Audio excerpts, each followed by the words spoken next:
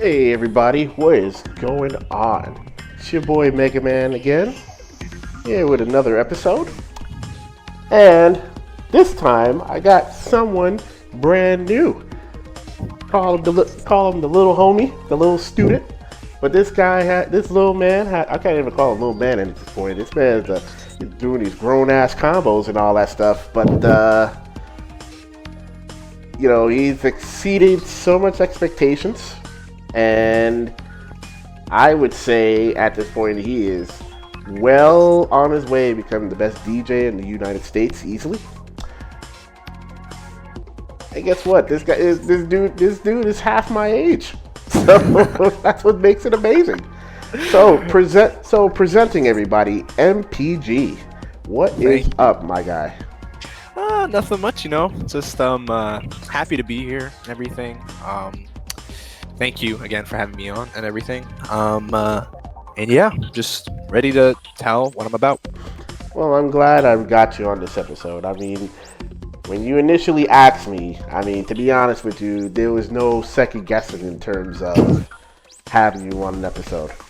In fact, I did say to myself, I was like, yeah, I definitely have to have you on here. And I was like, one of these days when you're free, because I know you're busy, you're just as busy too. But I said to myself, yeah, I gotta make sure I have him on. So I'm truly happy that you decided to hop on the podcast and share your lore. Yeah, I always want watching Super Lore Boys and other podcasts like that. I thought it would be a great opportunity, just to expand who I what's it called? Things about me and everything like that. And again, another great opportunity. Thank you very much. No problem, man. No problem. So, all right. So let's get into it, right? Mm-hmm. So tell me about yourself. First of all, what got you into gaming in general? Pretty much. Gaming. What got you into gaming? Tell me your first game. And go from there. Tell me about it. Okay, so I grew up in a Muslim household, and so I didn't really experience games for the first 5 years of my life. For the most part, I knew about them. I just never had the opportunity to delve into them up until I was interacting more with people in my school and stuff and seeing what they were doing. At that time the DS was huge, so I would play little games here and there on my friends' DS whenever they would let me use it, and that was scarce, but at that point it kind of made me want to get my own and experience gaming for myself. Mm-hmm. And at the time I was 6 and the 3DS just came out, and Super Mario 3D World, not 3D Land, was out, and for some reason that game really intrigued me, and I'd say that's the first real game that I was like, wow, okay, I love video games, and I played the hell out of that. And then it kind of just started from there. I was a huge Nintendo kid. For the first few years of that, I was just mainly Mario, of course, and then a little bit of Sonic in there when I got Sonic Generations on the 3DS as well. Even though that game is okay, but it holds a nice nostalgic place in my heart, and I still appreciate it and love it, even though the console version is just 10 times better. But and then I got into Zelda. And that really broadened my horizons, I think, and made me more open-minded. And that was kind of the first game that really told a story like a TV show, in my opinion. Something that really, I was like, okay, I'm more engaged with the story rather than the gameplay, and I want to keep playing and be able to progress to see where the story goes. And that was Ocarina of Time 3D for the 3DS. That was the first time I was like, what the hell is going on? And then, it's just mostly Nintendo stuff. Fighting games didn't really come into play until Smash. and that was around I'd say like 2017, 2016 around. I watched like a bunch of melee stuff. It just popped in my recommended, and I did not know what the hell was going on. It was just super fast and super just like what the like. I played Smash very competitively, you know, not very competitively, casually, with like, you know, items on, whatever. I was just spamming things, and I never knew that this game could be played in that sort of way, and that just surprised me. And I was just hyper fixated on Smash for like a good 3 years. I went to like locals and stuff for it in my area once in a while, but I mostly played on a CPU. Like I had Brawl, and then I modded to get Project M because I didn't have a GameCube or could afford a GameCube for Melee. So that was the closest thing I could do, and I would just play CPUs for hours, just go on training mode, practicing tech skill and stuff. I was never really that good because I never really had people to play with, obviously. So like there was that disconnect. But when Ultimate came out in like late 2018, that's when I got. It was a lot easier for me to play other people. Online was a lot better than Smash 4. There was a local in Clifton near me. If you know Digital Press, it's this like retro game store. They hold tournaments sometimes, and when Ultimate first came out, that's when they were holding a lot of tournaments, and I went there a good amount of times. I didn't do that good. I was just never really good at, like, after a while, and especially after 2020 with all the Smash drama going on. At that point, I kind of just lost interest in the game and was like, I don't know if this is for me. It's just combined with the community and the game itself, just me not enjoying it as much. And then from there, like I had like a small interest in Street Fighter, but like I just got like the 30th anniversary collection, because I watched a lot of Maximilian Dude, who did like a lot of what's called retrospectives on the older games, and I thought they looked pretty cool.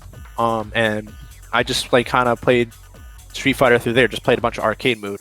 Didn't really play online because I was too scared to really play people, because I was like, yeah, these people are light years ahead of me. There's no way I'm even gonna touch online. I'm just gonna enjoy the game by just playing CPUs or whatever. And yeah, and then with that, through more YouTube and stuff, I found out about Fightcade.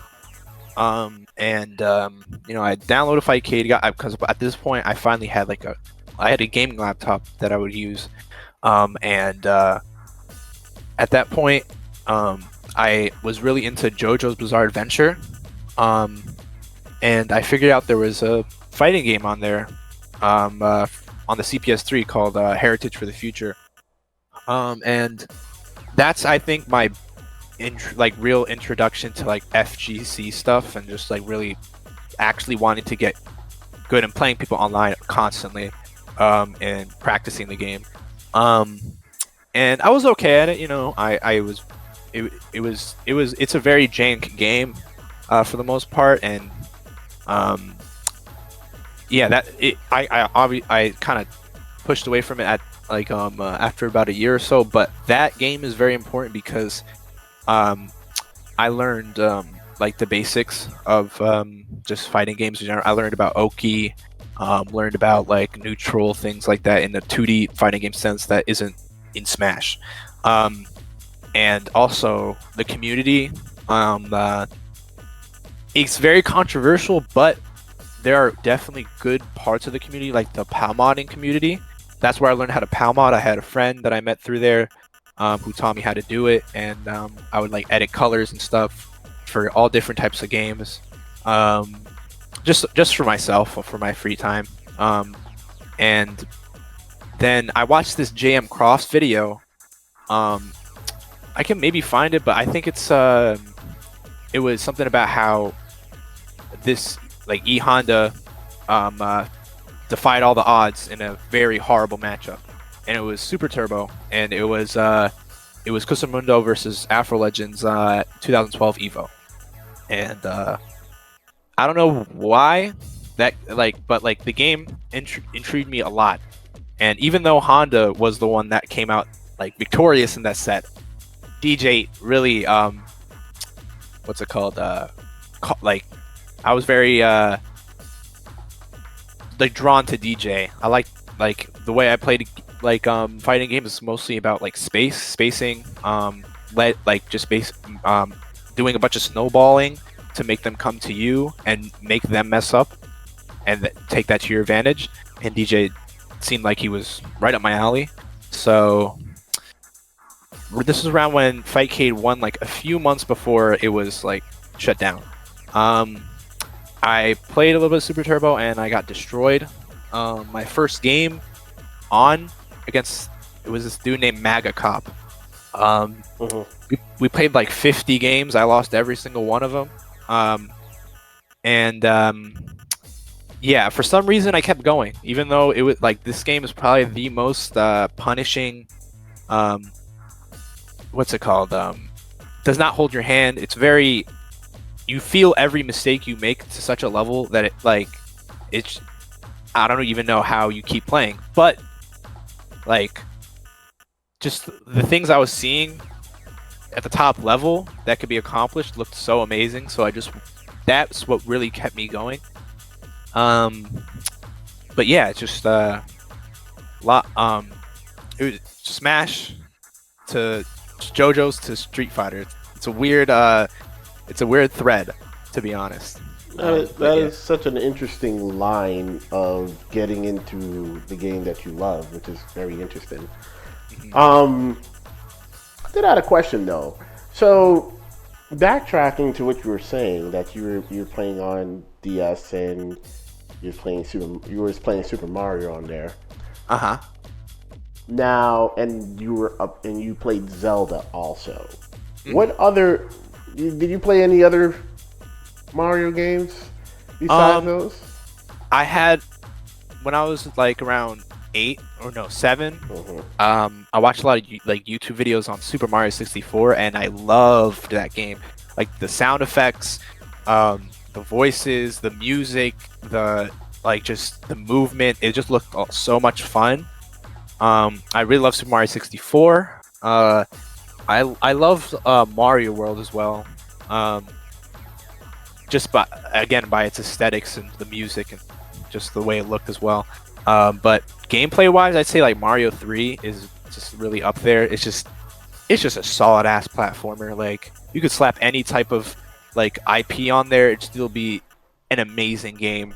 It's just super fluid. I really liked it. Like when I played as a kid. It's the goated game. I keep telling everybody that Super Mario Brothers 3 is the most goated Mario Brothers game ever.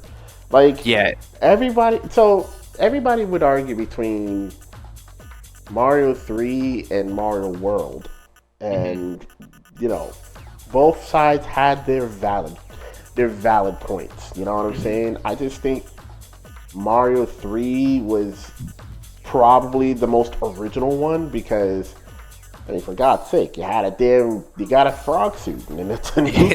You had a frog suit, a Tanuki suit, and a hammer suit.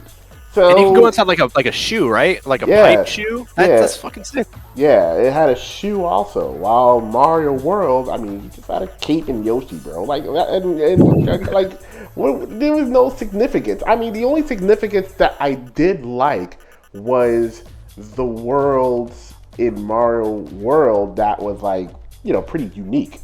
Yeah. Obviously, like Donut Plains, and then Chocolate World, and then the Forest of Illusion, and all that kind of stuff. But Mario 3 had pretty much its original stages. But I mean, I'm glad because of a lot of people that came on and did say, hey, Mario 3 is the goated game, and the trend continues. So very happy about that.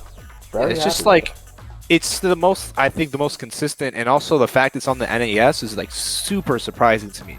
Like they really pushed the limitations of the NES in all aspects with that game. Yeah, they did.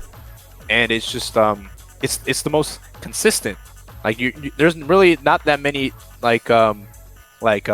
times where it like slips down. It's just always consistently fun. Mm-hmm. And it's also like, I'm not the best platformer player ever.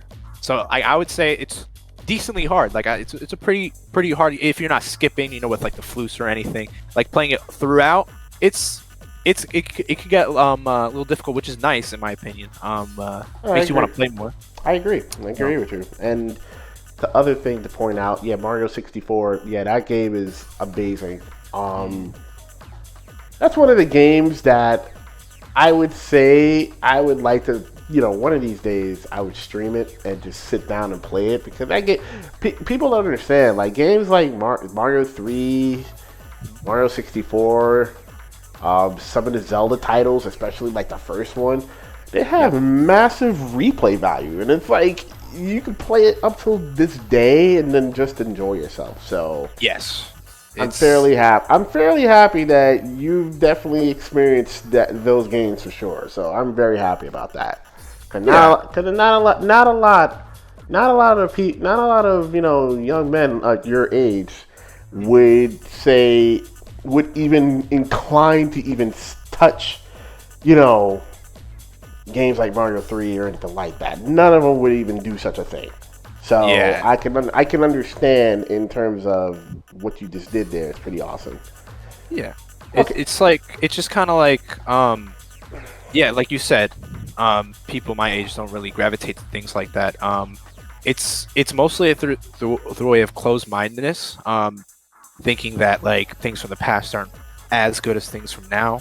But like it's more about the simplicity of things, and finding appreciation in like just the things that they were like the resources that they had at the time and what they did with them is phenomenal. Mm-hmm. Realizing that helps a lot with like a lot of the older appreciating the older things, like in music, movies, video games in general.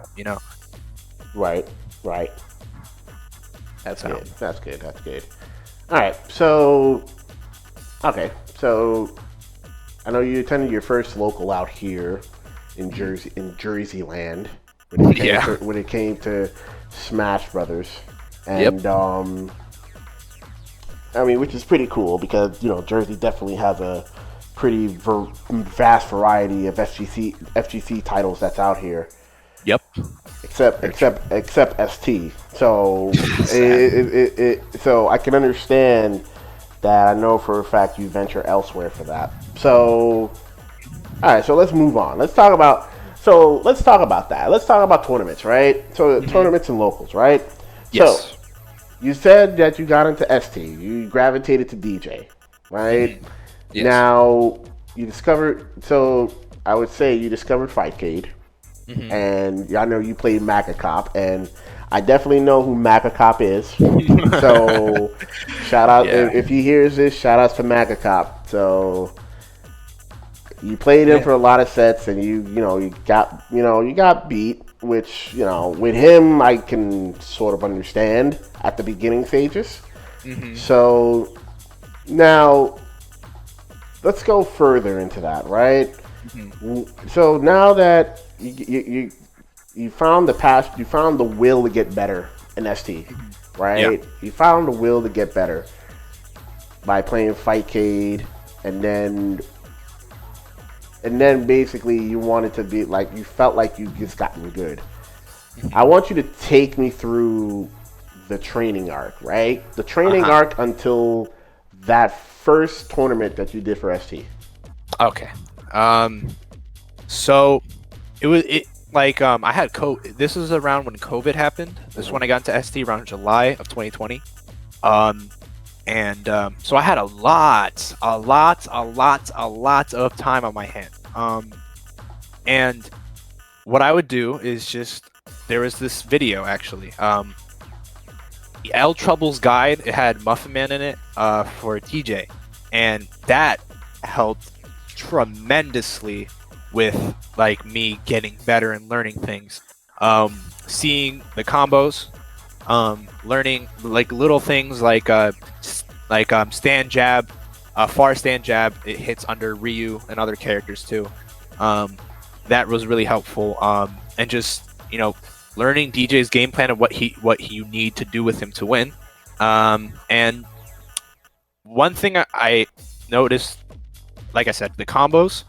I wanted to be because I like watched other DJs and shit, and like most of them don't like they're not 100% on the combos. And my goal, while training, was to learn like every optimal combo for him and do it 100% of the time. Um, so the first one I was like trying to knock out, which like really took a toll on me for some reason. Was the jab stand was stand strong Sobot. I couldn't get the stand strong out after the jabs. I was pressing it too fast. I would just be in training mode for hours on end, just trying to do it more than once. Like it was very grueling. But what helped with that was my prior experience with what's it called, Anniversary Collection,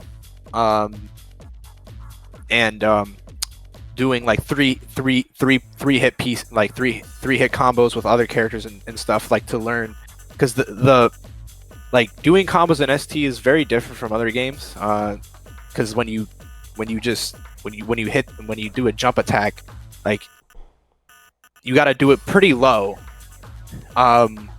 to get the second hit when you land, and that at first, when I first started, was very hard to get used to. But when I got back into ST, it really helped that I learned that fundamental first. And yeah, I would just be in training mode. Like the only use of training mode I ever use in ST to this day is just for combos. Everything else, like just neutral, matchup knowledge, things like that, I would just grind out in a fightcade. I find it a lot easier than just setting up a CPU, doing a certain thing, and then just practicing that over and over, because I feel like I play a lot differently when I'm just thrown into a situation, albeit a positive or a negative one. And it would just that would just be like what I would do. I would just be on Fightcade for like 6 hours a day, and just play over and over nonstop. And I would only just play DJ because I know there's people who play a bunch of different characters, but I feel like, especially in a game like ST, playing one character and one character that you gravitate towards the most will get you the best results and make you a better player. It's just this game is too match dependent to have multiple characters that you can all be good at. I mean, you could do that. I feel like you can do that once you mastered one character fully. That's when you can branch out to other characters and like try to master them as well. You have to master one character at least before you do that. And yeah, I just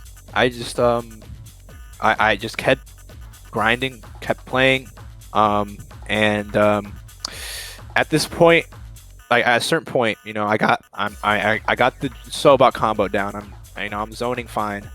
And the next thing I have to do, the thing I've been avoiding, is MGU, because at this point, like every American is saying like, oh, this is like the hardest thing to execute ever, blah blah blah. It's the hardest move to execute, which I don't think is true. But I watched this video of Fujimon. This is like this clip that I think Josh C posted, of him doing MGU, and I was like, wait, that's easy as hell. And he's literally just like taking his finger and just swishing it around the punch buttons until he gets it. I tried doing like that same, like with your like knuckle, but that hurt too much. That hurt a lot. But I found that if I just take my middle finger and I just do that, I do the same thing with my middle finger, it's a lot easier. I mean, I did get like a few calluses at first, but then that just I got used to it and everything. And then just from there, I learned MGU, and a lot changed. It was a lot easier to close out rounds with MGU. I did drop it a lot at that time, but at a certain point, it was like it was just like second nature. And yeah, that really helped a lot. And yeah, I just kept playing as many people, whoever would play me. I don't care if you're from Japan, Brazil, Germany. I don't care if you're no bar Wi-Fi. If you want to play with me, I'm going to play with you because I want to get better at this game. That was my mindset, and still is my mindset today. Mm-hmm. I Yeah. see. Well, that's pretty awesome. Shout outs to Josh C who posted that video. Yeah, that helped a lot. That video was like, damn, how many years old? That's when he went to Japan with the group, I believe. It was him and a bunch of people from France and everything. It was like, man, that was an adventure that they went. I mean, I watch a lot of his VODs when he went to Japan. Him, Damdai, Riz, they talk about their experiences going there, playing the players that's there. It's been awesome looking at their videos, and they're really helpful. So Yeah. it's very, very helpful, including between that and you got the wiki as well. I mean, the wiki is definitely, totally helpful to look at if you're trying to get into the ST. That's for sure. Yeah. So, and then you learning MGU, which I think personally it's one of the most important aspects for a DJ player because it definitely opens a variety of routes that you can Yes. go with him as well. So the fact that you learned that, you sat down, learned that, and then you started to grind. You started to grind to get good, and then you got good. So that's an amazing story. That's definitely what it is. That's an amazing way of you're showing your dedication by honing your craft with DJ. So that's pretty awesome. Yeah. Thank you. So alongside of that, now that you've gone through the training phase, playing with Fight Kid and everything like that. So tell me, the first ST tournament that you've done. Okay. Wow. I think it was yours actually. I think it was Monday Night Turbo. No, it was Wednesday Night Fights. I think yes, it was Wednesday Night Fights. This is when I was like still a shitter. I was very bad. But I wanted to enter to see what the best could do. And I went 0-2 very fast, but it was fun because I played like people who I thought I would like never play, but like just people who just seemed so out of reach Right. at the time. Right. I forgot this. Is it Deep Focus? He's the Blanca player, right? Blanca player. Yeah. I forgot what's his name. Well, D-Focus is from the UK. He played Guile. The but wrong person. If you talk about the Blanca player, like the local Blanca player that we had in New York, it was Rakanishu, and there was another one. I think he's from West Coast. I'm not sure. Somewhere in that region. I don't remember his name, but he picked Chun on me, and he destroyed me. Yeah, just things like that. It was like, okay, something to strive for. But the real tournaments that that were consistent and helped me improve, because after that point, that was like kind of during like the endish of that COVID Tuesday night fights run, I guess, for ST, where Damdai, Hokuto, and Super V were just like going crazy. You were doing your Monday Night Turbo stuff, and that really helped a lot with getting better. It was like a monthly goal to strive for, because a lot of the Mexican guys, the top Mexican guys would join. A few of the US guys would join and stuff, and they were really good. And it was just, can I go positive this time? Can I go positive in the round robin? I didn't even want to make top 8 at that point. It was just slowly. Could I go positive? Okay. Could I go higher than that? Okay. Could I make top 8? Okay. Can I climb the ladder now? It was a really motivating. It was a very good motivation for me to keep playing, because at this point I don't think BVG existed, or they just didn't have any arcade cabs for ST at that point. I think they didn't install a mystery yet. That was like around end of 2021.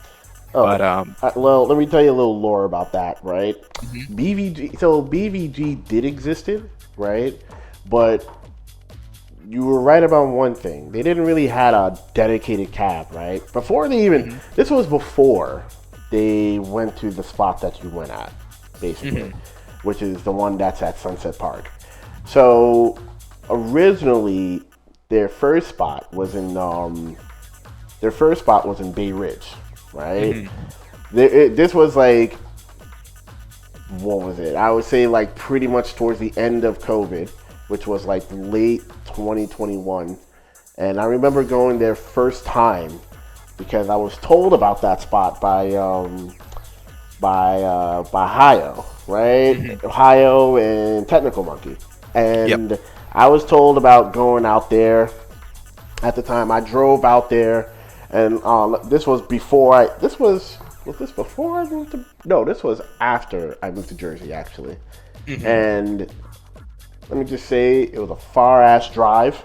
So mhm. therefore, coming from Jersey to Bay Ridge, because just to let you folks know, I moved from Brooklyn to Jersey around before COVID started, I would Mhm. say, and that was like 2020. That was like April 2020.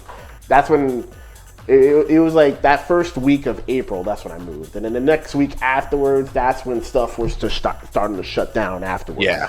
It was just over at it that was point. it was over. But Brooklyn Arcade was at this spot that was in Bay Ridge, around Avenue M, I believe, somewhere around not somewhere around down that way, right?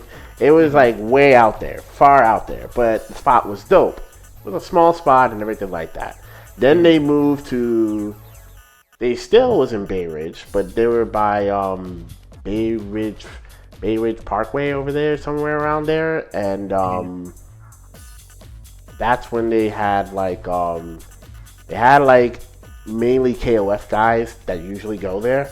Yeah. But I remember one night that I showed a show. I remember one night I showed up and they threw on ST on a This was when they had ST on a super gun Mhm. connected to a CRT at the time being, and they had it on a podium. They created, and it's funny and fun fact about those KOF guys. Those guys are pretty awesome.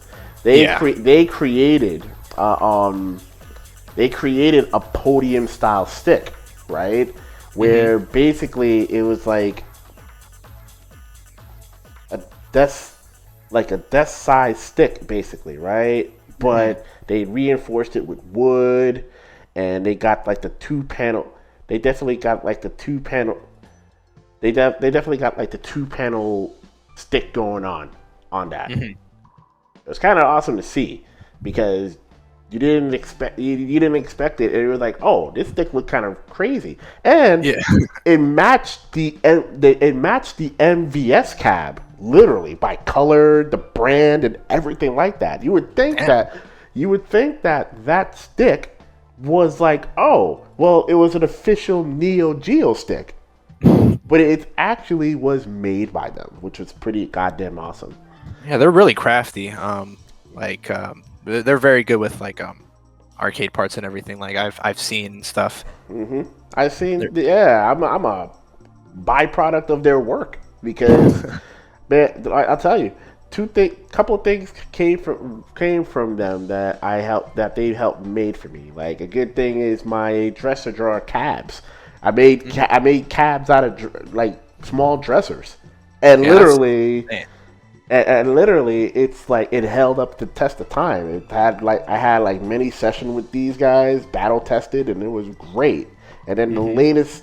the latest one that I did was literally a death stick. Like I'm pretty sure you've seen, like they had like those tabletop sticks for Mortal Kombat, for Ultimate UMK3 and Neo Geo and all that stuff. Mhm. So the death stick that they made for me was a byproduct of that, and I was like completely thrilled by that. But after that, but they still till this day, and shout outs to Brooklyn Arcade, they have 2 locations, which is the one still at Bay Ridge over there, and then the one at Sunset Park. The day of the opening of that one at Sunset Park was incredible. Like, you would see, like, there's a boatload of people that was there. Boatload of people. So, and at that time, you were right about one thing. They didn't really have a dedicated ST cab yet. Until, like, was it the month after? Because that's when I believe Ben Fong was the one who purchased like 2 Astros at the time. And he purchased 2 Astros. Yes, actually, no, not Astros. It was a Versus. He purchased a Versus cab. And it brought there. And then, afterwards, right, maybe like a month afterwards, because, you know, I'm a shout out to the Lionplex boys. They were at, you know, Mr. Carabano's spot. Until V-spot. The V spot, you know, shout out to the V spot. They were at over there. And basically, you know, Carabano had to get rid of the cabs because of some, you know, kind of discrepancy with the store and everything like that. So the cabs that were there got brought to Brooklyn Arcade as well. And then, you know, from then on, you see the cabs growing. Now to a point that we have over there has like, how many head-to-head cabs now? Like, they have like at least 6, right? Yeah, at least 6. Yeah, at least 6. 7 might be on the way, but at least 6. The 7th, the 7th one is coming soon. So yeah. Yeah, and I figured about. I think I've went to BVG, like, I don't know, because they were like originally just a video game shop, right? Yeah, and I'm pretty sure when I was like around like 12, 13 or something, I went there once.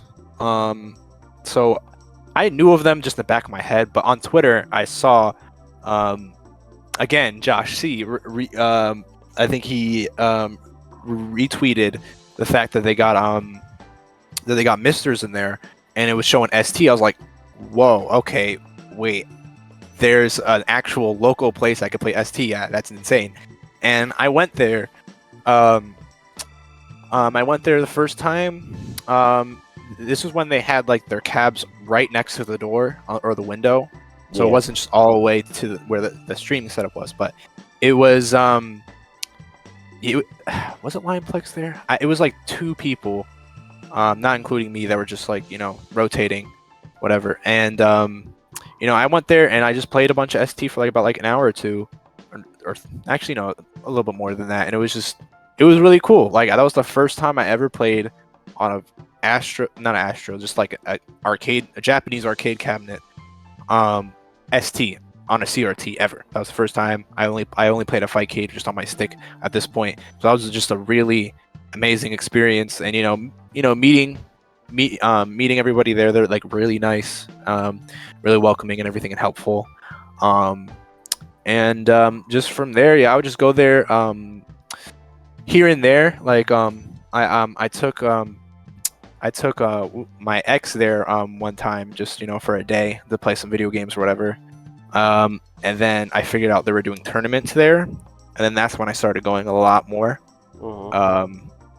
And then I just kept meeting more people. But before that, I did go to V Spot one, like literally right before Lionplex moved the cabs, and that was a lot of fun. That was just so much fun, because you know, literally nobody knew who I was, or they had a little idea of me. I'm just like I was like 17 at the time, and these guys are twice my age, and I'm just playing them in ST like that. That was just a lot of fun. That was just a great experience.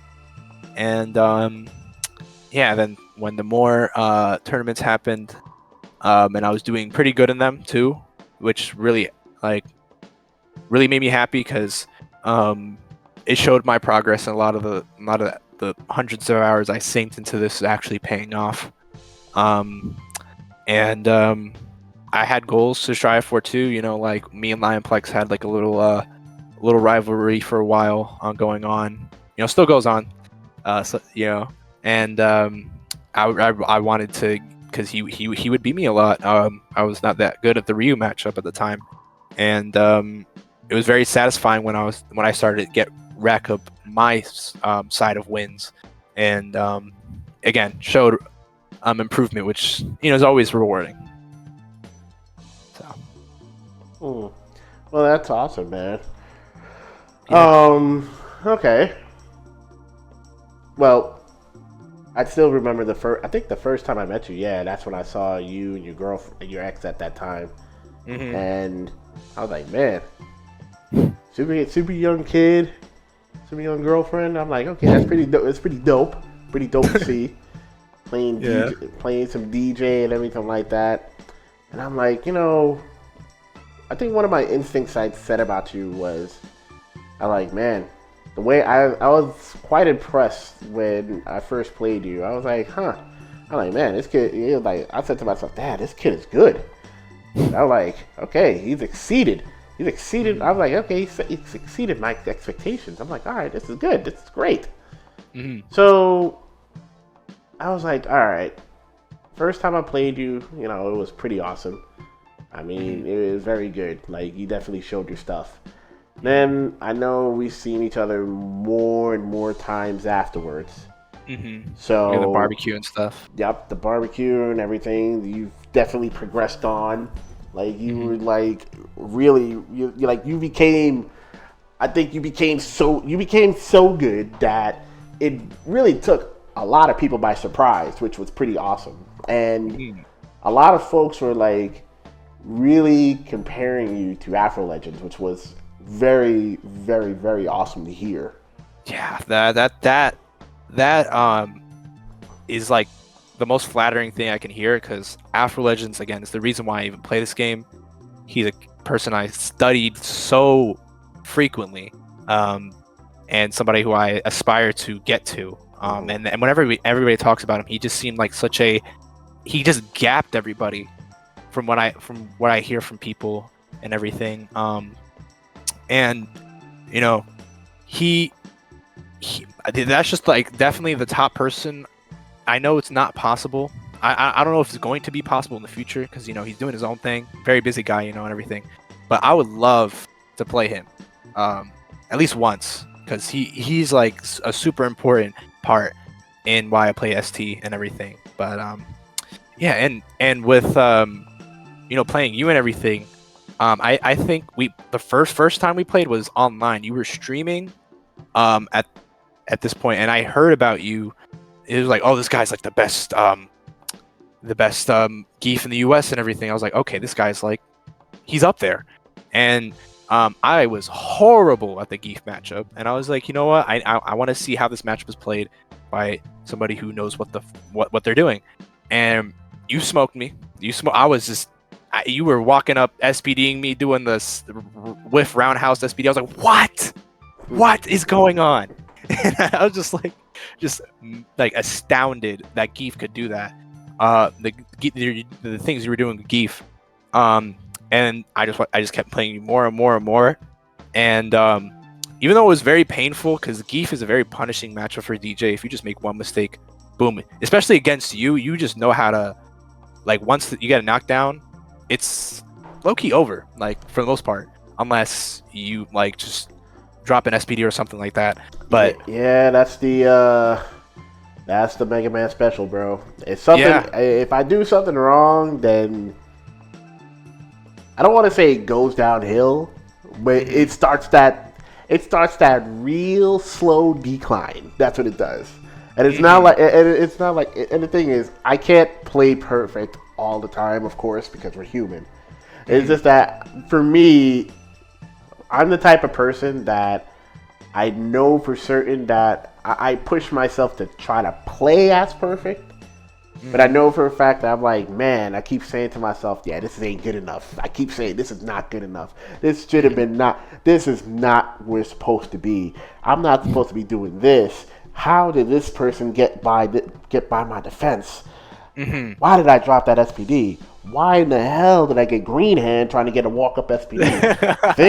things like that is just like, I don't want to say it just irritates me. It irritates me, but I shouldn't be irritated, Yeah. because along the way, I always have this in the back of my head. Someone better is going to come along, Hmm. and yes, we definitely have played a lot, Hmm. and you definitely did look up. I tell you one thing, there were the time that I'll never forget was it was top three, and we were Hmm. fighting for grand finals. Uh-huh. And that match was, I ain't gonna lie, I was like, the first couple of games, bro, I was steamrolling. Uh-huh. Steamrolling. Yeah. Yes. I was steamrolling. Hmm. And then, I believe, let me see, it was like, what, Four. four out of three, right? I mean, what the hell I get that from? 4 out of 7. Hmm. I got 3-0. I'm like, Yeah. all right, cool in my head. And then I could tell you when it started going downhill. When I'm one, and I low key, and this is the one thing that I really emphasize towards you in regards about, paying attention to the tick setups, is Hmm. when I went for lariat, right? Hmm. I went for lariat, and you whiff a slide, Hmm. and I kind of micro step, walk up, stand. I did stand short, Hmm. and then I was going for the SPD, and I'm like, Hmm. and yeah, you up kicked it, and I'm like, oh, and I'm like, oh boy, that's what I said. That's what I said.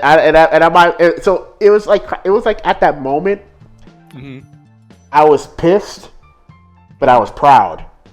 Hmm. But I was pissed, but Yeah. I was proud still, and I was Yeah. like, bro, because I'm like, I was telling you, I'm like, yeah, that kind of instance, I'm like, bro, pay attention to what happens. And I'm like, yo, when he upkicked me, that's when things went downhill.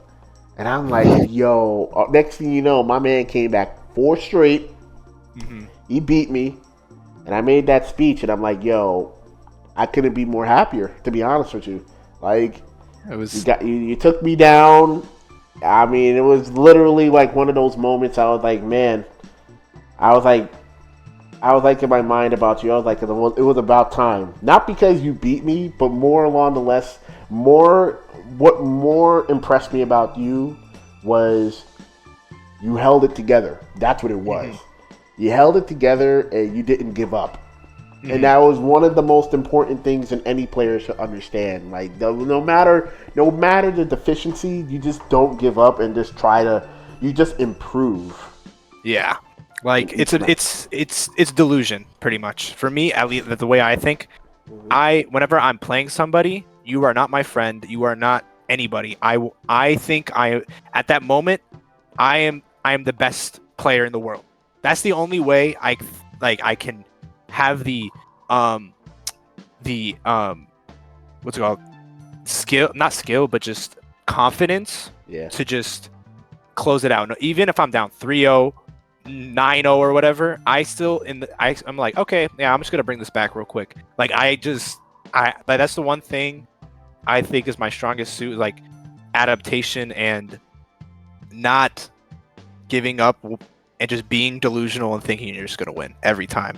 Like that set is a big example because I was like, man, I'm just getting geefed right now. Okay, so I would just be on the character select screen. I just closed my eyes. I was like, just win, and then yeah, if I just repeat in my head over and over, just win, just win, just win, like I do a lot better. And that upkick, like I was banking everything on that upkick. On my head when I did the upkick, I was like, okay, I most likely dropped that, and it happened. It was the most clutch upkick I think I've ever done at that point. Uh-huh. Like, it's insane because because Geef can mix up the amount of jabs he does. He could do a roundhouse after the stand light kick. So you have to be like, okay, he's gonna do 2, and then SPD. You have to commit that. You can't just react to it. You have to know beforehand. So Yeah. it's that was really tough. But that was a really big win for me because again, like at that point we've been playing for about like 2 years online and offline, and um, I did have one time we played each other twice in tournament, I think, and the one time it was pretty close, but you took it out, and that that was just a very real like such a big accomplishment for me at that point because you are somebody who like is just a like you have inspired me to get better as well. Like you're definitely one of the players that pushed me to where I am today. Well, I appreciate that, man, and I am flattered by you say that.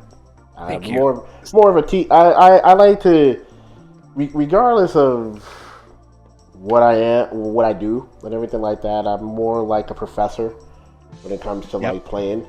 Even though I am striving for the W, but it's more like I just like to teach in terms of situations. Like I was gonna say a good example. I mean, we'll probably get into this in a moment. Like that, like I would say, like a good example of that win that I had over you. I'm like, man, you almost had it. You almost had me, and I'm like, bro, I'm like, you just made some minor mistakes, and I could have. I'm like, if you would have kept up the way you did, you could have totally beat me a couple of times. Mm-hmm. But kudos towards you. Definitely kudos towards you. Thank you. So, tell me, what is your favorite? So, what are your favorite? So, speaking of which, we talk about the locals. Let's talk about tournaments, right? Mm-hmm. What was your biggest impact? Which tournament was your biggest impact, actually? It's hard to say because like I've only went to DTN like twice, like at least for offline tournaments, like big ones, quote unquote big. But um, DT like the first DTN, um, I really liked that one because I had a good moment. And I did get second place there, but like the way I adapted, because Diaz beat me 3-0 winners finals, and then he was about to 3-0 me again, but then I reset it, and then he was about to. Then I got it to 2-2 last game, last round. So at that point, I was really proud of that because it was Sim, and Sim is dreadful for DJ and most characters, obviously. But at that point, I did not know much Sim at all. I was not really. I was just kind of learning the matchup as I played him. At that point, Mm-hmm. which was really fascinating because I was like, this is supposed to be DJ's hardest matchup, and like it, I'm like learning it as I'm playing the tournament, which I thought was really cool. But I think the most impact for like just me personally and in general, I'd say winning against Tech Monkey in the local, because Tech Monkey, um, his name does not lie. He's very technical. Very very advanced Chun. And he was one of the players I was like, yeah, there's no way I'm touching him. For the most part, because Chun was such a weakness for me. It used to be like my worst matchup personally for like a long time. I could just never find an answer. And Tech Monkey is one of the best Chuns, I'd say. And getting that, and he would just beat me senseless. And getting that win in grand finals was like huge. Because I like it wasn't like a fluke or anything. It felt, because the first time I beat him, it was like I forget, it was like semis or something. That felt like a fluke. I didn't wasn't satisfied with that because he was about to time me out and win, but he jumped into a fireball by accident, and in the last second, and I won that round. It was that didn't feel that great, to be honest. But that grand finals where I beat him and took the tournament against him, that was huge for me. That was really big. And at that, I feel like that point when I took that win, Chun became a lot like less of a worry for me. Like I felt way more confident in the Chun matchup. Now it's Boxer, but Chun. I feel pretty confident now, which is great. That's good. Yeah. Well, Technical Monkey, legend of definitely legend in his own. Well, not in his own right. He's considered a legend in the U.S. scene. Hmm. He is definitely had the nickname of the American Odo-chan because his style is pretty much like Odo-chan to a Hmm. degree, and he's very well. Yeah, he is very technical, especially with her. Hmm. So I can understand getting a win over him. It's one of the biggest things, honestly. That's exactly. It's funny because that's exactly how I felt when I won that Hmm. first time, and that was my first ever win, literally. And me and Technical Monkey have a long history actually. Like he was like one of the main people that would push me, just like how I push you to get better. He was like one of the main people that would push me to get better, Hmm. and he would yell. And I mean he would yell Yeah. like he'd be like, dude, what the fuck you doing, man? You keep messing up this SPD, bro. You can't let me. You gotta finish your plate and all that kind of stuff. And I was like, I'm like, dude, I'm trying, man. That's what I kept saying. You can't be trying, man. You gotta hurry up and get like TMF or something like that. And I'm like, okay, man, okay, I got you, Chris, I got you. But Yeah. I love that dude. I love him, man. But I'm glad that really helped you out. And Yeah. that tournament at DTN when you faced D Owls at the end, that was first of all that was a crazy grand finals match. Hmm. And I remember one of the biggest things that I told you about in that match. It was funny, and I think D Owls will listen too because it was kind of interesting because I was giving advice.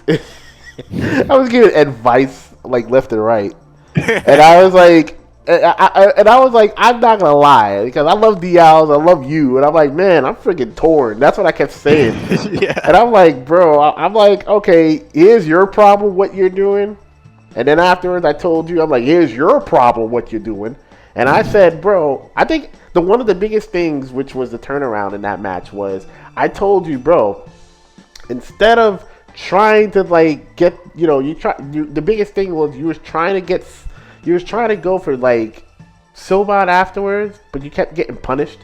I was like, Hmm. bro, do MGU, which spaces you out basically, Hmm. Yeah. and it did, and then that's when like the complexity of that match changed up, Hmm. and it really went down to like last round, like one hit. That was crazy to me. That was like an exciting match. Yeah. It was very And exciting. it was very bittersweet because he two hit stunned me Hmm. with what was it? It was light slide, and then he tried to grab me, but he got back fierce, so he did like the headbutt, and that just insta stun. And I was like, "Are you serious right now?" And then and then from there, I lost morale at that point. That's why I lost. I I didn't give up, but I was like, really, and that just threw me off. And then he took it, and but like, what really was important in that match was getting like, if I was doing DJ things to him, it was kind of over because he has really good offense, but once if you're in his face, his defense, at least in that set, was like it just kind of crumbled at that point. And that's the thing you told me. He's like, you were like, if you just get in and just do your thing, like he's going to crumble. I'm like, okay, and that's what I try to do the most.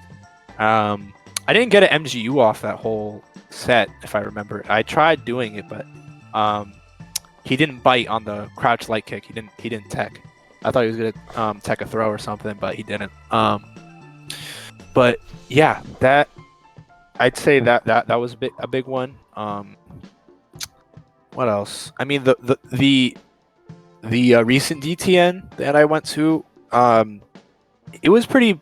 It was interesting because it was very. It started at like 10. It was supposed to start at 7. Yeah, I heard actually. Yeah, and poor Zagran, bro. Like he came there, not. I mean, they came there not wanting to like they didn't expect to have to run like every tournament that day, and they just basically were like, yeah, you're doing that. And he was the. I mean, they were the only one. They were just running around with like a laptop, just trying to get everything in check, and I just felt so bad. I was like, there's really not anybody extra there, like somebody to help. But other than that, it was pretty cool. I met True Matt for the first time there. That was nice because I played him here and there whenever he's on. And he did pretty good, I'd say, in that tournament too. And yeah, it was a fun time. It was a good venue too. Can't lie. It was like the Marriott in Long Island. It was very beautiful in there. But yeah, it was that was. I left at like 1 a.m. It was very late. But the ceremony was really nice. Like with everything, getting the medal and everything from Kujo K or whatever. It wasn't like the first DTN. It felt more with like more of a like tournament that's really focused on the game. Yeah, it was fun for the most part. I did wish there were like more people there, but obviously it's not a mainline ST tournament, so I can't really complain too much there.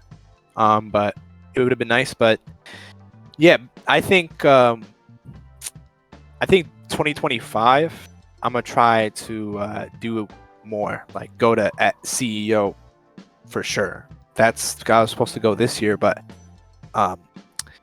job did not let me take off for that week. But this 2025 I'm gonna try my hardest to get there, because that's like the Evo of ST nowadays, I'd say. Which is the Evo ST, the barbecue? I say CEO just because of like everybody that comes there. Like I'd say the barbecue is up there as well, because just like, man, like everybody comes there now. Like it's pretty, like the past 3 have just been all amazing. What's it called? Mao came there, and Soundscope came to the last one, which I was not expecting. I wasn't expecting that either. He came, Lucas came, Go-Kart Jack game. That was the biggest surprise. That was actually. Huge. That was big. Huge. That was big. I was like, I did not expect this dude to come.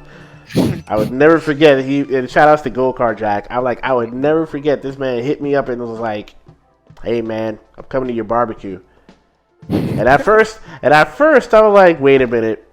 I feel like I'm getting trolled." But I'm like, "All right, that's cool. That's cool. That's cool." I said, "That's cool." Did not know. Next, the week of, this man really posted a picture of him in New York. I'm like, oh my dead goodness. Ass serious. He was dead serious. I'm like, oh shit. I'm like, all right, well, okay, this is happening. That's what I just said. I'm like, this is happening. And then next, you got Silencescope saying, yeah, I'm here too, man. And then next, Mook is hitting me up. I'm like, really? Mook, man. I'm like, what? Wow. Meeting Mook, bro. I love Mook. He's such a chill guy. Like, I really liked meeting him. I'd say that's the guy I was really happy to meet the most. Because his T-Hawk is like, he's Taz level. Like, as much as he wants to say, oh, I'm all right. No, you're not, man. You're the best T-Hawk in America, in my opinion. Like, he's insanity. And it was great to meet him. I didn't get to play him, sadly. Oh man, but he was there that Friday. But bro, I tell you one thing. Fun fact, folks. That was actually, I know Mucus for years. But that was my first time meeting that dude. ever. So therefore, I was like, man, we always had these type of talks in regards about having the League of Grapplers meet up and talk about some stuff. And I'm like, oh man, this actually happened. Except it's only 2 out of 5 members. And I'm like, but still, it's kind of amazing that he came through. But yeah, that barbecue, man, that last one, man, this past one was. Yeah. This one was something. This one was like, okay, you had like last year where you had Mao came through and massive memories were sparked from that one. And then this year's was like, I feel like this year's was like really star-studded because not only you had Go Jack, you had Silent Scope, you had Mucus, but you also had like, well, obviously, Rakanishu and his brother. In their own right, they're actually really, really deep lore players, actually. They've been around. And then you had, like, next thing you know, you had Mars Gotti, you have Crossed, and then Jolly's. Jolly's another one. He was a legend in his own right. That's there. Comeback Kyle. The list went on. The Zagran came through, and shout outs to Zagran, too. I'm like, man, the joke was, I think me and him was talking about, he was like, wanted to do commentary. I told him, yeah, I got no problem doing commentary. I'm like, just don't come to me for money, bro. That's what I said. I'm like, I ain't paying y'all. I'm like, I had Kyle doing brackets. And he's doing it out of the generosity of his heart at this point. Yeah. I think he's just going through the motions because he runs a lot of tournaments. Yeah. Now he low key did say like he does enjoy running the barbecue bracket because it's so much easier, and it's like everybody's there. Even the Texas guys were there too, which was Mike incredible. B. Mike B, D Owls.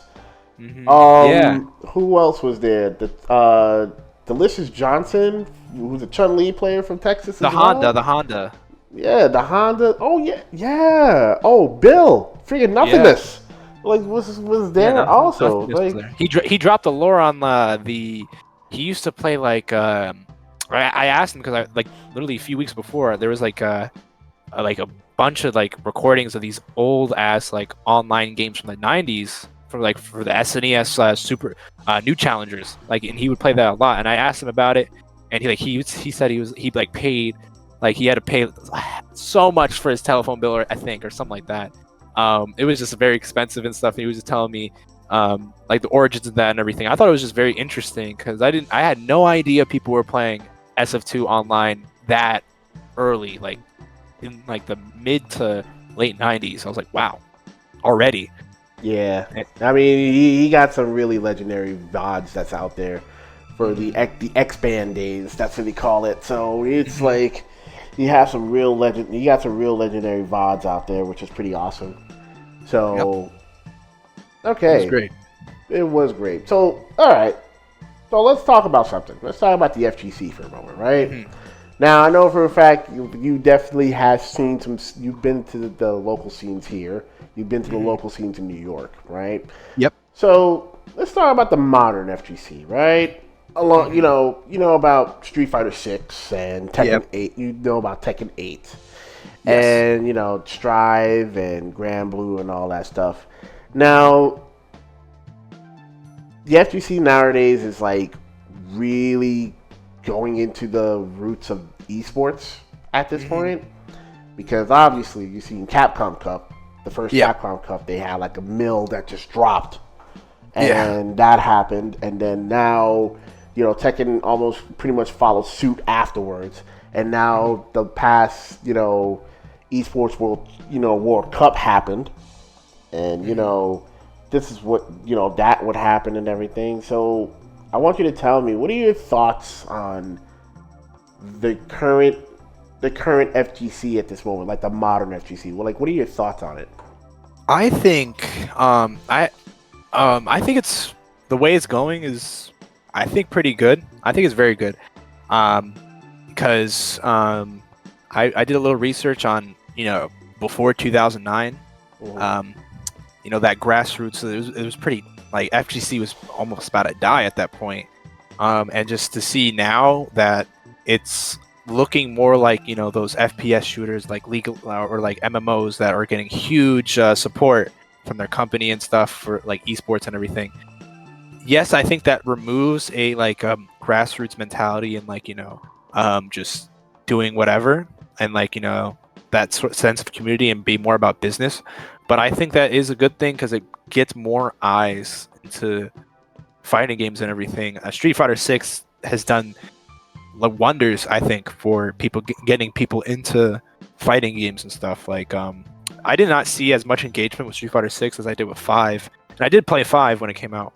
Not when it came out, but like, you know, during its lifespan, it was not as major as it is now. Which, you know, more players is always good. But one thing I'd say is a negative is like patch culture, stuff like that, and like there's just a lot of complaining about like matchups, this character doing this character doing that, and just not. It's just it's really annoying. Like on Twitter and stuff, you're just seeing a bunch of people just complain. It's funny, you know, if you like the little memes and everything, you know, DJ Drive Rush going like 5,000 miles across the screen, and things like that. But all in all, I think it's a great change. You know, people are able to make a living off this, which and that also allows you to go down the content pipeline,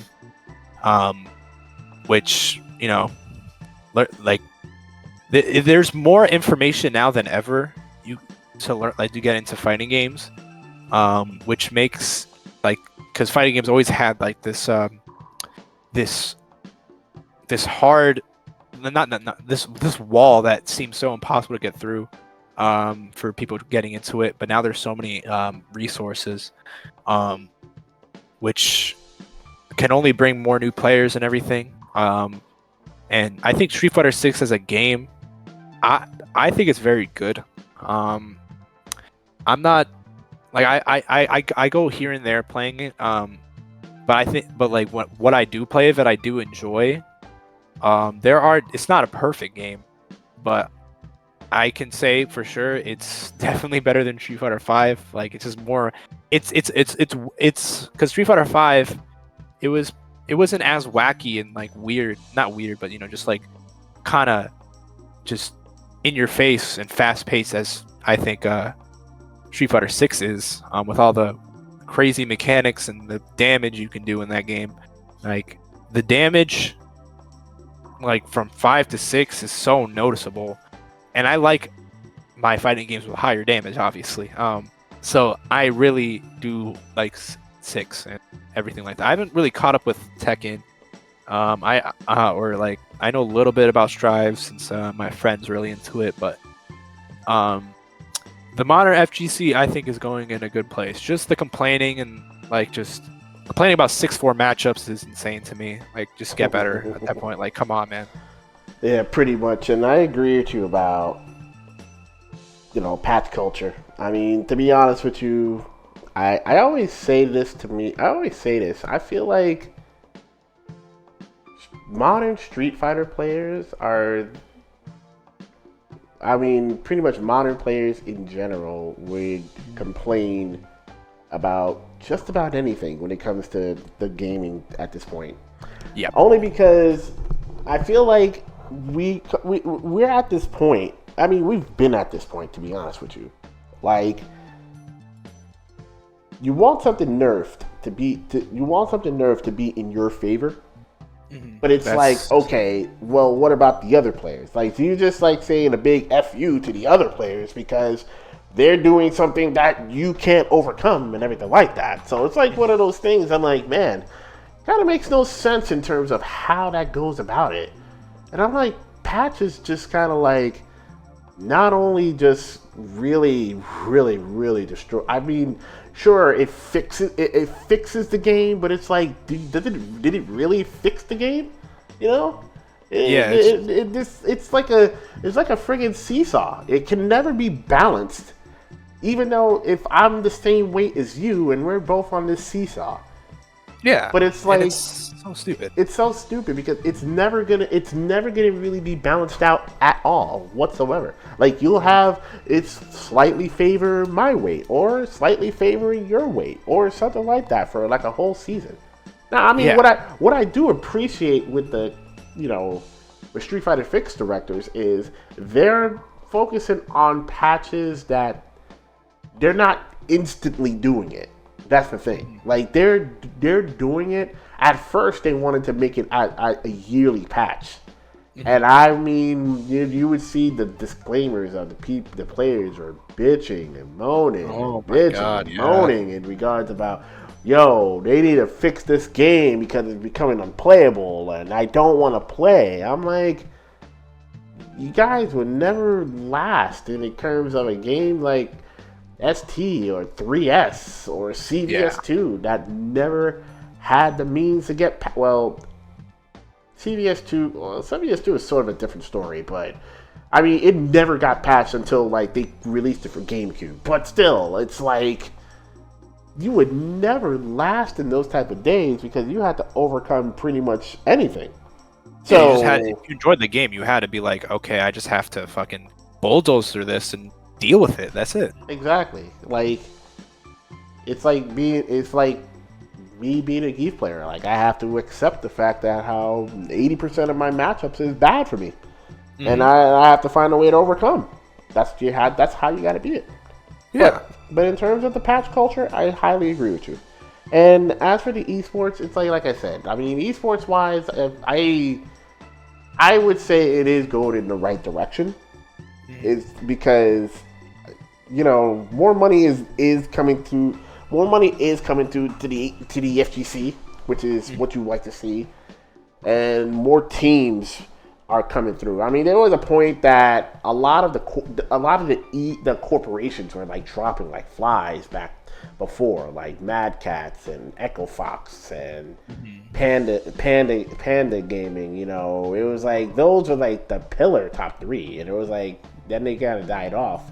But now you have like all these other teams that's just pretty much spawning, and now guys is like making a living off of it. It's like a damn job at this point. So Yeah. it's like, I mean, to be honest with you, it's like if I were to be sponsored, I'd probably love it and hate it at the same time. I would be Yeah. really neutral about it. Because your job is like, because the thing that you is not escape, but like the thing you find happiness and like just have fun with is now something you have to work for. Oh, if I don't place this top 8, I can't pay for this and this. Like that's when it becomes, I think, unfun. I think that could be a problem for like pro players and everything, and how they look at the game and everything. Like then at some point, like it's just not even fun for them anymore. It could be could get to that point, but as of right now, I think it's at a good place. hmm Yeah. I mean, it is a good place. It is definitely in a good place. So, all right. So we talked about the modern. Let's talk about the retro. Now, retro, we're finding new ways to play the games we love, right? Misters, undammed decoders and cabinets, super guns. Finding many ways to be very simplistic in terms of our setup. But in terms of the overall circuit, what are your thoughts on the overall of the retro FTC? It's I think it's at a decent place right now. Just I feel like we need to treat people who come in better though. New people, they because a lot of these people in that retro FGC, they've played these games for 20 plus years. They grew up with them.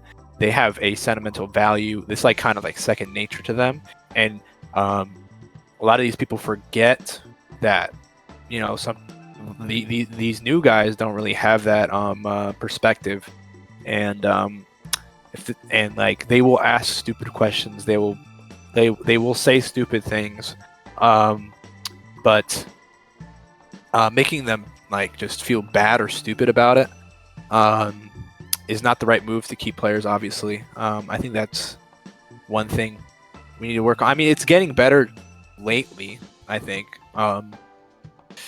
and yeah, it's we're mostly like the retro FGC. I think mostly like is staying alive through online. It's and that's another thing we need to accept more in the FGC. The retro FGC is online. And just stop coping, man. Stop coping. Like if you really like this game that much, if you love this game, like this is all we can really do at this point right now is play online and do that. And like we don't have the luxury to have to consistently have outings and everything, especially since a lot of these people are on the older side. They have jobs, they have families, they have adult responsibilities. Like you can't really commit as hard as you could like maybe 20 years ago or something like that with these games. So I think online is like what's keeping the retro FGC alive and well. And again, Discord too, because it's a way just to like in the past I think 15 years, at least for ST, at least we've learned so there's been so much information and such a huge gap in how people play, and that is mostly thanks to like Discord and things like that. But as of the retro FGC as like how healthy, I think it is pretty healthy, and I see more new people, people who even my age and things like that, or younger too, surprisingly. And it's just really good to see. Like for example, I'd say Kaizark. I think he's around my age. I think he's from Chile. He's a Gaio player. I think he came from 3S, and he's doing his thing. He has the 2x US server up, and he runs that and everything. We are getting new people a lot, I think, and yeah, I think maybe one issue, which is not really inherently the retro FGC's fault, is more of just the games. It's just like compared to the modern games, it's a lot harder to get into them, and that really turns people off sometimes. But I'd rather it be like a tight-knit community with people who are dedicated and everything than just people, because in the modern FGC, I think since there's so many more, and it's just it's a bigger community. There is a lot less I think dedication and love for the game compared to like retro. Like retro is straight up grassroots, so that's what I really love about it. Well, that is true. Well, that is very true, and I agree with you. I feel like retro is in an interesting spot. It has been in this spot before. The only difference is now, there's the younger audience that's coming through, which pretty much is what you want to see. But I think the biggest issue is, well, I want to call it hardware, pretty much, so I could say the hardware nightmare. Yes. Because majority of so I know a lot of folks would have a lot of differences in regards of it. There's some that feels like, a good example with the cabs of itself. Like folks says, they demand people to, install USB decoders inside the cab so they can play on their own stick. And then there's some that says no way, it should be played standardly on this cab right here. So we face like challenges like that because, and folks understand like this was not. I mean, this I would say it was a thing before the Chris G incident at Arlington, that Free Play Arlington. But I would say like it wasn't one of those topics that was really talked about because it was to a point that okay, when it was discovered that you could put USB decoders on cabinets, it was like, oh, well, this kind of revolutionized people saying, they can play they can play on what they like and everything like that. But during that time, it was still favored to just play on the cab like what the Japanese does, basically. But now we're at the point since the Chris G incident and everything like that. People were saying, yeah, this is why you need better options to just play the games that you want, like put USB decoders in the cabs or play on Supergun because they had USB and all you got to do is just plug in your stick. Play on a Mister because also same exact thing, plug and play and call it a day. Yeah, but it's like I don't want folks to say that the thing behind that is that folks like the people who's hosting the event is gatekeeping the newer player from joining because you can't play on what you like. It's just that folks can't, people have to understand, and this is why for me I'm like in the middle because I see both sides, but I see like very negative sides too because you got to understand it's not like, oh, I'm a personal collector and I'm bringing my cabs to this event and you expect me to make a hold of my cab and put a USB decoder there just because you guys don't want to play stick on there. You'd rather play on your own stick or your own hitbox and everything like that. I'm not going to do that. It's more, I was preaching this, it's more up to the vendor who provides the cabs, right, that they can do it. There's some that does do it, and then there's some that don't do it. So it's one of those descriptions that, I'm always a firm believer in telling people, hey, read before you go. Because it's very important. Because sometimes folks would say, bring your stick, USB available. Or we'll be straight up on super guns, which you still can bring your stick. Or it's on candy cabs, which means you cannot bring your stick. You have to play straight up on the thing there. No ifs, ands, or buts. So I don't want folks to feel like, things like that is, it gatekeeps new people from joining. Because, we are always welcome for new people to join. It's just that you gotta understand that, there are some things that, okay, you can all time play on cab or you can play on Supergun. I mean, Supergun, sure, it seems more easier to set up. It's still logistics wise.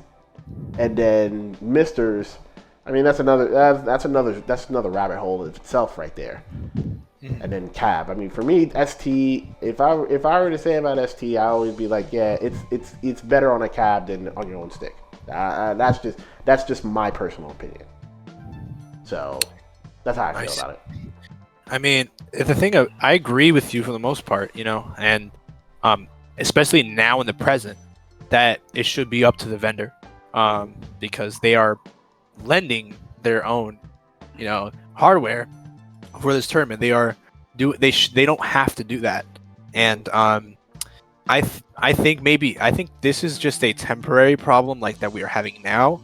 Maybe in the future, once it becomes like things with the Mister and everything become more advanced and like more consistent, that plug and plays or like that a USB converter thing is just gonna be standard. It's just gonna be just there, and it's just an option you have.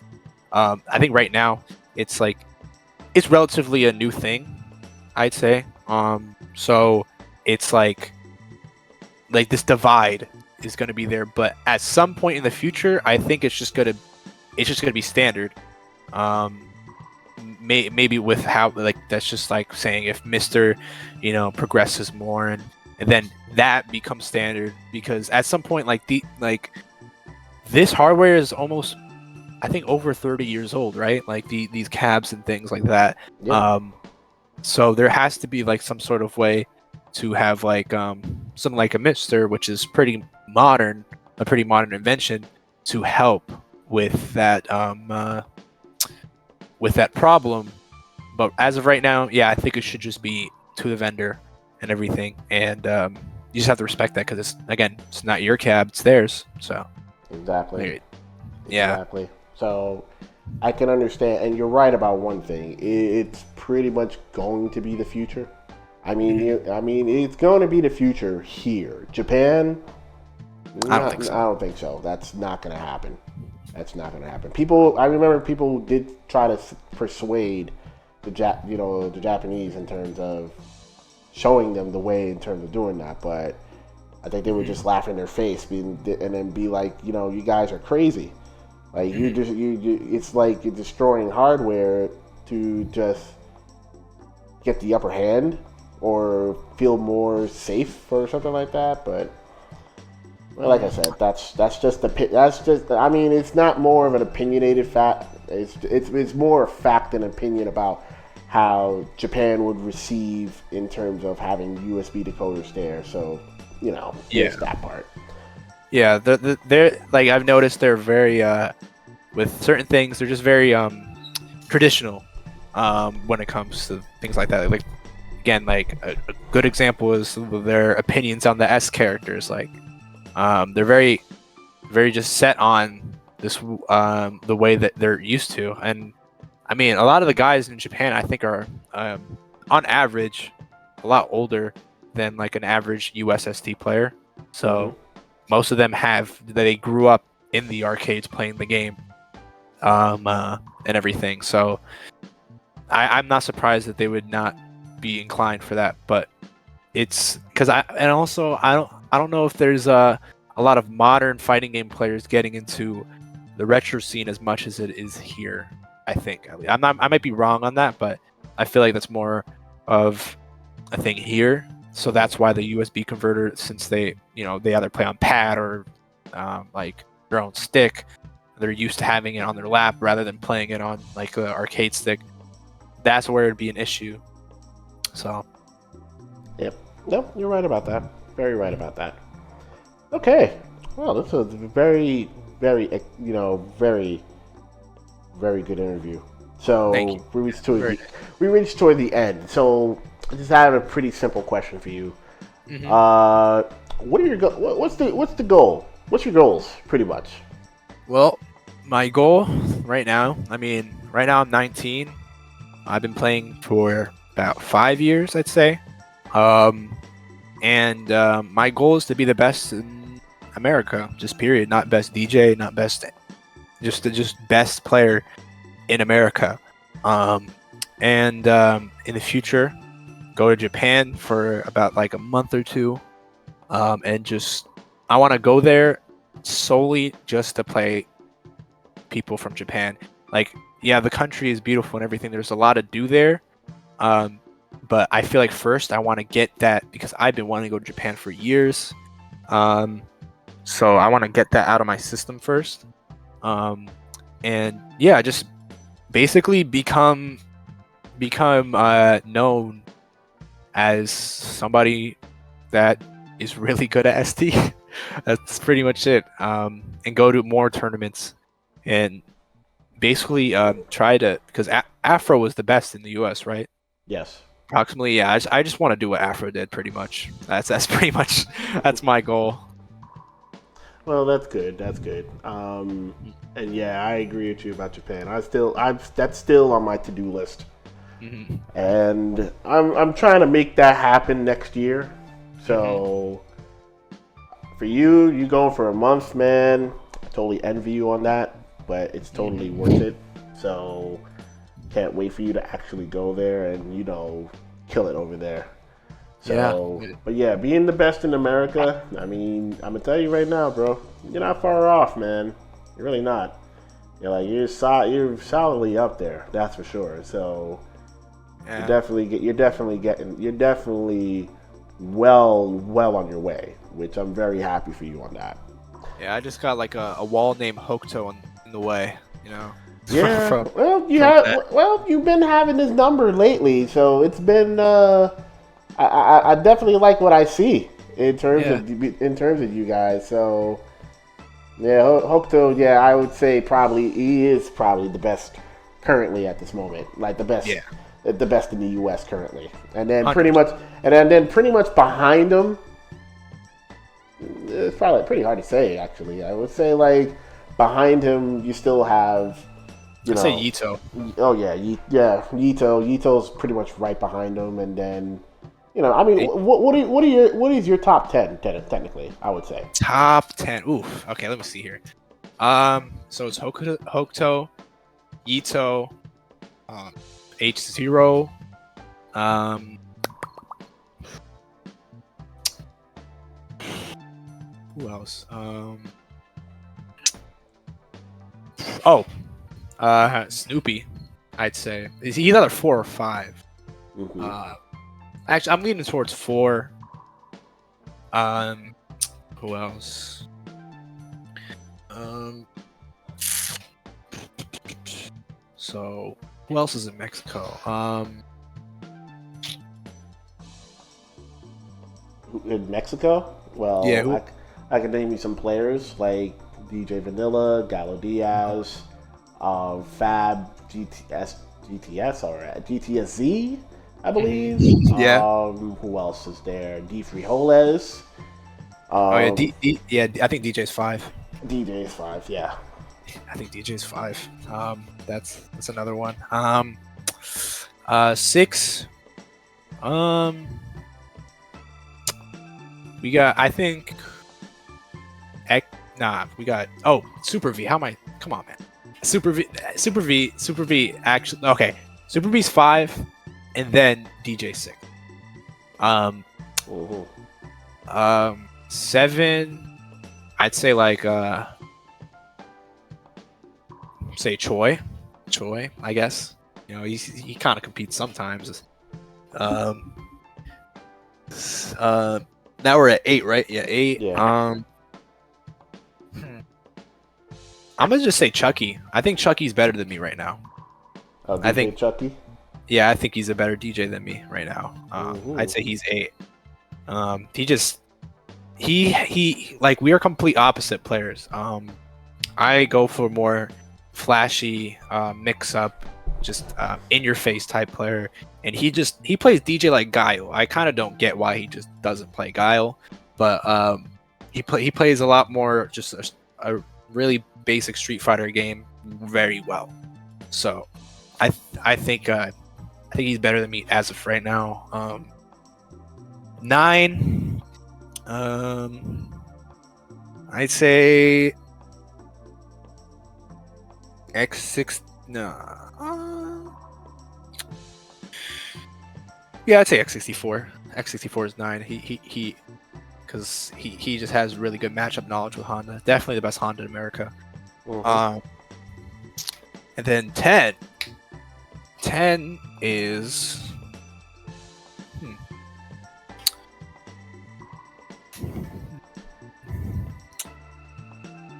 Trying to remember here.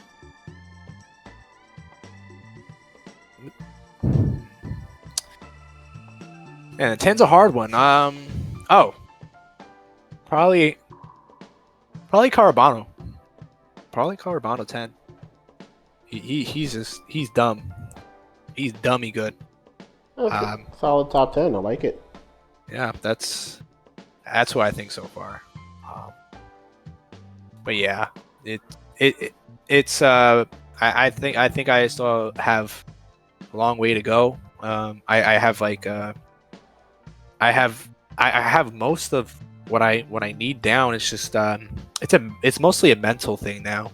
Mhm. It's mostly just a mental thing, and because I can be very sporadic and that can make me lose a lot of the times. It's just I like always lose because it's my fault. I like any big loss I've had is my fault. Um, so yeah, that's pretty much it there. Oh, okay. Well, it's a very solid list, and I understand. You feel like you have a long way to go, and like I like that about you in terms of the humility, in terms of that. So that's very good. So well done. Well, do you have any shout outs before we sign off here? Do you have any final words? Yeah. I want to shout out Zombie Damage. Actually, he is a hilarious guy. He's around my age. I think he's like 2021. He's a great Fae player. He just came out of nowhere last year apparently, and just like he's just killing it with Fae. And I think he like I relate to him a lot too, because you know, we're both around the same age. We kind of just came out of nowhere too, and he's just making the rounds out of nowhere. It's just like I find that really impressive with a character like Faye too. I want to shout out like Hadoken Justin. He was a big part. He was my training buddy. We played so much together. He really showed me what Boxer can do. Like a lot of the like niche stuff that Boxer can do, which like just wowed me. I want to shout out also Neo Turf Master, just Neo, Guile guy from Florida. Really chill guy. I met him randomly on Fightcade, and he's always been nice with the discussions we've had. I've always been very informational and things like that. And the last shout I'd say is Yo Quack. This guy's from the Netherlands. I don't think he's as active as he used to be in ST, but he's just a really nice and helpful dude. He would always be in my streams and stuff. Same with Zombie when I do stream, and he helped me with some YouTube videos. He helped me edit some YouTube. Well, he offered to help edit YouTube videos when I was doing Street Fighter 6 stuff when it first came out. And yeah, like all those guys I've met through ST and have been just really great guys. So That's good. Well, I'm glad, man. And I'm glad to have you on this episode. So I appreciate you dedicating your time to spread your lore. Thank you. And this was a very fun episode, so I'm happy about that. Yeah. Hey, me too. I never really had an opportunity to say where I came from or like my inspirations or the things that I've done to get here. I'm kind of pretty closed off in general. I'm not really that good with talking and things like that. So I'm glad this went well and everything, and I had a lot of fun. Good. Well, I'm glad you chose this podcast to kind of express yourself. So, I'm a very talkative person in terms of talking about stuff. So I'm glad you hopped on the mics and talked about stuff with me. And I greatly appreciate it. Oh, yeah, that's what I got to ask. Where people can find you at? Well, I do have a Twitch that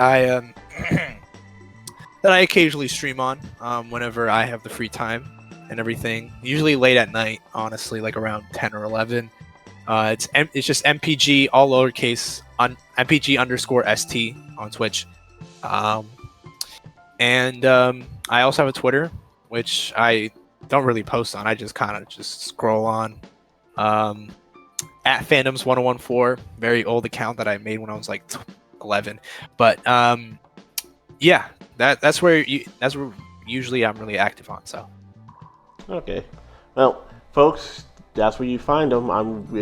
The links will be in the description in terms of where to find this man. So by then, MPG, thank you very much for being on this episode, good sir. Thank you, and thank you for having me. No problem, man. Everybody's watching. I hope you guys enjoyed this episode right here. So, at this point, this is where I say my goodbyes. Tune into the next episode of Megaman Legends. Peace out. Bye-bye. Wow. That was fun. I didn't close off yet. So how about just wait? Gulp. I'm gonna leave this part in there anyway. Anyway, folks. See you guys later. And tune into the next episode. Peace out.